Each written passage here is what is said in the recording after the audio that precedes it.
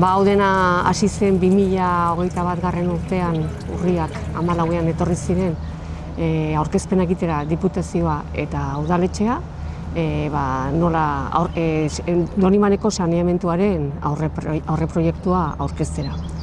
Orduan hor ikusi genuen gabezi garrantzitsu batzuk bazirela, hau da, gasa etzen alde zarrera sartzen, gero etxebizitza batzuk saneamendutik kanpo gelditzen ziren, eta gero ematen zuten epea aurra egiteko agiz luzea iruditzen zitzaigun.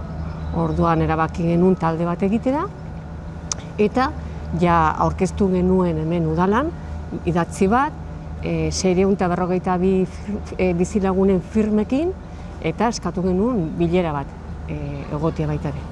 Lortu genuen, otsailean edo horrela izango zen, bilera bat izatea udalarekin.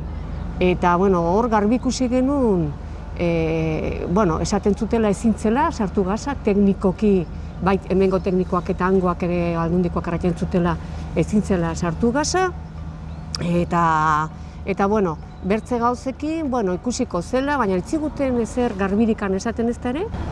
Egunerokora eskoitut egiten zea, esan horrela ezagutu dugu gehienok, eta askotan hori gertatzen da ere bai, askotan jende bat batzen da borroka eta gero lasaitu itentzea ez delako eragin bat hain potentea egunean edo oso ohituak gaudelako. Gero azten zean pixkat elkarrizketa batean sakontzen edo, orduan ikustezu denak asaldatzen gela, baina ordura arte, azkenan egunerokoa ordijua jaten gaitu beste mila gauzekin eta ez da hain zea. Baina, gero ere bai, nik esango nuke ura uholde arazo gehiago ez da gehiago, eta barta, hor ere, plazako etxe edo bajo askotan ura arketetatik bertatik ateratzen da. Itxasoa gora, punto. Baina, gaina ez dago ezer bideratua beste inoa. Orduan, teilatutako ur guztiak ere, gehi komunetakoak eta dena batzen da ur horta. Zehoze, kenduta baleo eta banatuta eta jasota, ur gutxio litzateke geizten dana.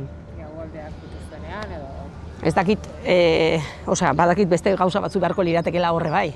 Beste neurri batzuk ez diala horiek, baina horrek ere eragingo dula, ziur. Gainera, ez dugu ulertzen, herria beti izan du da, hau da betikoa, ez? Orduan, teknikoki izango ditula zailtasunak? Bai, izango ditu teknikoki. Nahi izan ezkero, egin daiteke. Behar dena da borondatea eta konpromisoak betetzea.